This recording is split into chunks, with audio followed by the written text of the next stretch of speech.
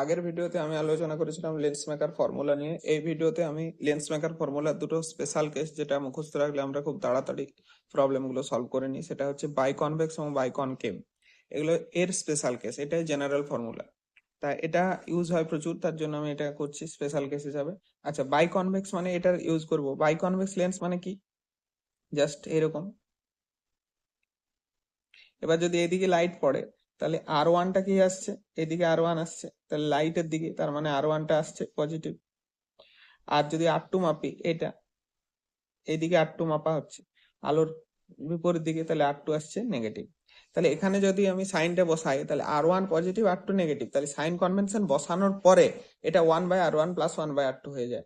ঠিক আছে, এবারে এটা হচ্ছে মিউ এল লেন্সের, আর এটা মিউ মিডিয়াম। তাহলে এবারে ফর্মুলাটা তাহলে কি দাঁড়াচ্ছে আমাদের? Mu L by mu M minus 1 আর 1/R1 প্লাস 1/R।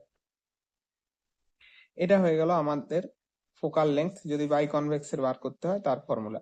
এখানে কিন্তু একটা জিনিস খুবই ইম্পর্টেন্ট, আমি স্টার মার্ক দিয়ে রাখছি, সেটা হচ্ছে শুড নট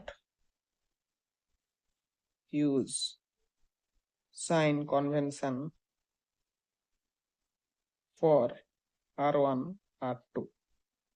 এখানে এখানে কিন্তু আর আমরা R1 R2 জন্য সাইন কনভেনশন ইউজ করব না, তার কারণ অলরেডি সাইন কনভেনশন ইউজ করে এটা আসছে। তাহলে এক্সামে যদি দেওয়া থাকে যে একটা বাই কনভেক্স লেন্স আছে, তার R1 R2 দেওয়া আছে, আমরা ডাইরেক্ট R1 R2 এর ম্যাগনিটিউড বসাবো।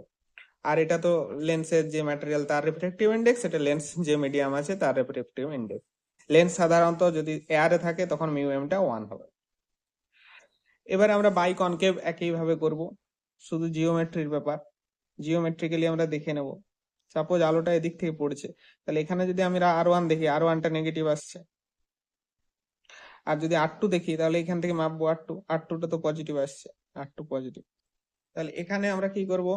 R1 নেগেটিভ আর R2 পজিটিভ, তার মানে কি নেগেটিভটা বাইরে কমন চলে যাবে। তাহলে তখন আমরা এইভাবে লিখতে পারি 1/f is equal to mu L by mu M minus 1।